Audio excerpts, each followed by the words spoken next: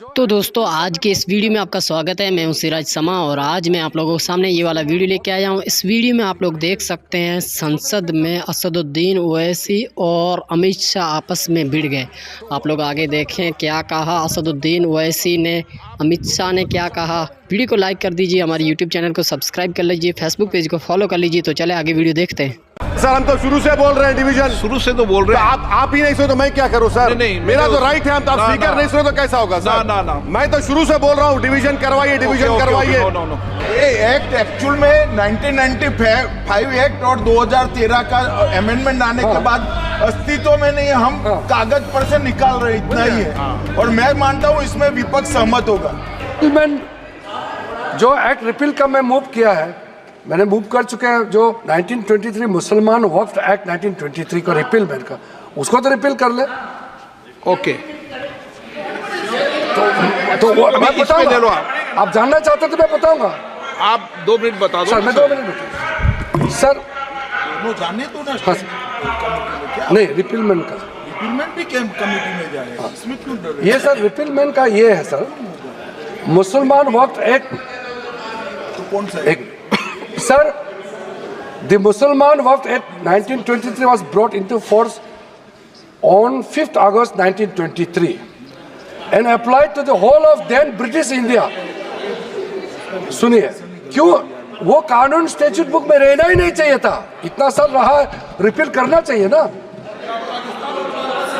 Including British Baluchistan and Santhal Parganas, उस समय का जुरिस्डिक्शन मैं बता रहा हूँ। The Waqf Act 1954, which enacted the laws of Waqf for the first time in independent India, provides White Section 69, Clause 1, Sub-Clause 5, that the Mussalman Waqf Act 1923 does not apply to any Waqf governed by the 1954 Act. So, in effect, 1923 Mussalman Waqf Act in effect redundant हो चुका है। ये sir applicable नहीं है। So, in effect, ये redundant हो चुका है, इसलिए सर स्टैट्यूट बुक में नहीं रहना है, इसलिए मैं ये रिपील अमेंडमेंट इसको भी आप इसको भी रिपेल को भी कमेटी में भेज रहे हो ना। ये एक्ट एक्चुअल में 1995 एक्ट और 2013 का अमेंडमेंट आने के बाद अस्तित्व में नहीं, हम कागज पर से निकाल रहे, इतना ही है। और मैं मानता हूँ इसमें विपक्ष सहमत होगा। आप दोनों का है कि एक मिनट, इस पर जॉइंट पार्लियामेंट कमेटी बनाएंगे। प्रस्ताव क्या आपका? जो ये रिपीलमेंट वाला तो सर नहीं, इसका जॉइंट पार्लियामेंट दूसरा सर जो 2024 वक्फ अमेंडमेंट बिल को हमारा तरफ से हम प्रस्तुत करते हैं कि जॉइंट पार्लियामेंट्री कमेटी बनाकर मैं सभी माननीय सदस्यों, सभी दलों से नेताओं से बात कर इस जॉइंट पार्लियामेंट कमेटी को बनाऊंगा। ठीक है। प्रश्न की विधेयक को पुनर्स्थापित करने की अनुमति बताएंगे। डिवीजन हाँ करा लो, डिवीजन बैठो। प्रश्न ये कि विधेयक को पुनर्स्थापित करने की अनुमति बताया। जो सदस्य पक्ष वहाँ के हैं, जो सदस्य के विरोध में ना के हैं,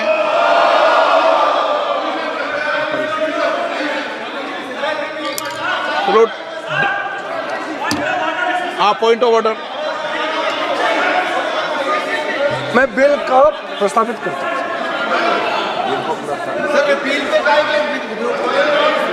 नहीं चल रहा है सर। 67 ये कहता है सर कि यदि 2 आइडेंटिकल बिल एक साथ हैं तो एक बिल को जो है सरकार वापस ले सकती है, ये रूल कहता है। इसमें कौन सा डिवीजन का बात है सर? आपका जो रूल है ये कह रहा है दोनों आइडेंटिकल बिल है। ये 1923 का बिल है जिसको कि हटा के ये वक्फ एक्ट 95 को लाया जा रहा है, दोनों बिल एक है। यही तो रूल कह रहा है सर जी। अच्छा आप बोल रहे हैं demand division sir, this is my right, I want division sir please. आपका राइट तो है, लेकिन राइट जो है इस पे कैसे राइट बनेगा आपका? सर हम तो शुरू से बोल रहे हैं डिवीजन, शुरू से तो बोल रहे हैं। आप ही नहीं सुनो तो मैं क्या करूं सर? नहीं, मेरा तो राइट है। हम तो आप स्पीकर नहीं सुनो तो कैसा होगा सर? ना। मैं तो शुरू से बोल रहा हूँ डिवीजन करवाइए, डिवीजन करवाइए। नो। प्रश्न की विधेयक को पुनर्स्थापित करने की अनुमति प्रदान की जाए। जो सदस्य इसके पक्ष में हाँ कहें, जो सदस्य विरोध में ना कहें। मेरे विचार में निर्णय हाँ वालों के पक्ष में, हाँ वालों के अनुमति प्रदान की तो माननीय विधायक को पुरस्तापित करें। काफी इश्यूज है जो मैंने आपके सामने में रखा, सारे के सारे इश्यूज उसी दौरान हर स्टेट, मैं अधिकारी का नाम नहीं बताऊंगा मगर मैं स्टेट का नाम जरूर बताना चाहता हूं। आंध्र प्रदेश से आए, आप सुनने का क्षमता रखेंगे तो मैं तो, आप लोगों ने इतना सवाल किया, मुझे तो लगता है कि कम से कम 3 घंटा मुझे बोलना चाहिए। इतना आप लोगों ने गलत धारणा यहाँ में फैलाया है। सर आंध्र प्रदेश, असम से, बिहार में सुन्नी वाला आए, दिल्ली का, गुजरात, हरियाणा, हिमाचल प्रदेश, जम्मू कश्मीर, कर्नाटका, मध्य प्रदेश, महाराष्ट्र, उड़ीसा, पंजाब, राजस्थान, तमिलनाडु, त्रिपुरा, तेलंगाना, उत्तराखंड और उत्तर प्रदेश का शिया और उत्तर प्रदेश सुन्नी दोनों इस बैठक में पार्टिसिपेट किया। और पूरा डिटेल में ये जो आज हम अमेंडमेंट बिल लेके यहाँ आए हैं, ये सारे चीजें आपके हर एक स्टेट का, जब आपका प्रतिनिधि आए सभी ने ये कंसर्न रेज किया है और उसी को एड्रेस करके आज आपके सामने में मैं लेखा जोखा पेश कर रहा हूं सर। और सर मैं आपको ये भी बताना चाहता हूं कि ये जो वक्फ बोर्ड के बारे में आप जो बचाने का इतना जो कोशिश कर रहे हैं, इनका खिलाफ पूरा मुसलमान समाज के अंदर में वक्फ बोर्ड का जो मैनेजमेंट है और ट्राइब्यूनल के खिलाफ भी कितना आक्रोश है आपको अंदाजा नहीं है। इसमें सर इंडिविजुअल केसेस, मैं कुछ केसेस आपको सामने में जरूर बताना चाहूंगा ताकि वो दर्द आप भी महसूस करें। सर जो कुछ केसेस मैं आपके सामने में लाना चाहता हूं, वो आप सबको जानना चाहिए एक इंसान होने के नाते।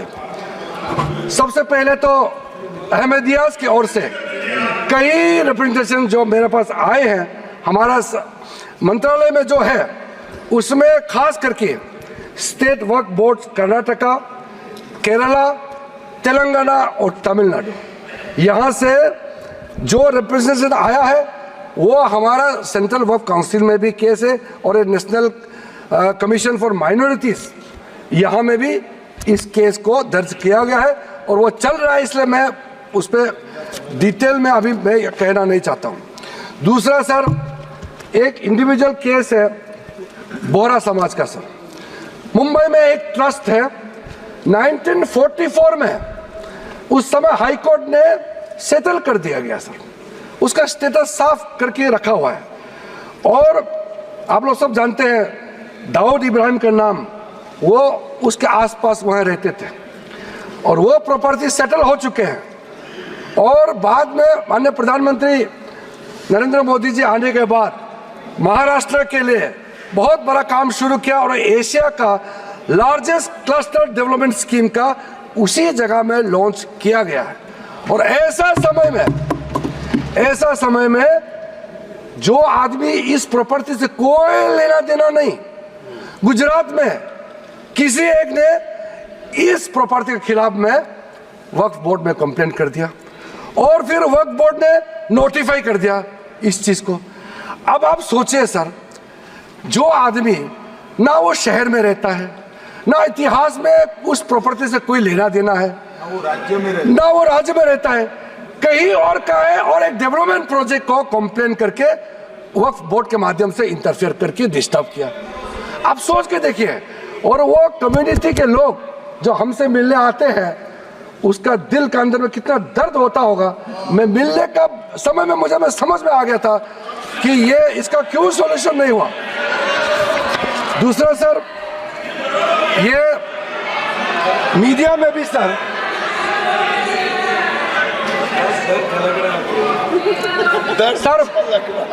मीडिया के अंदर में काफी चर्चा हुई है ये केस जो मैं आपको बताने वाला हूं। तमिलनाडु के अंदर में तिरुचेंतुराई इन तिरुचिरापल्ली डिस्ट्रिक्ट है तमिलनाडु में। वहाँ 1500 साल पुराना सुंदरेश्वर टेम्पल मंदिर वहाँ मौजूद थे।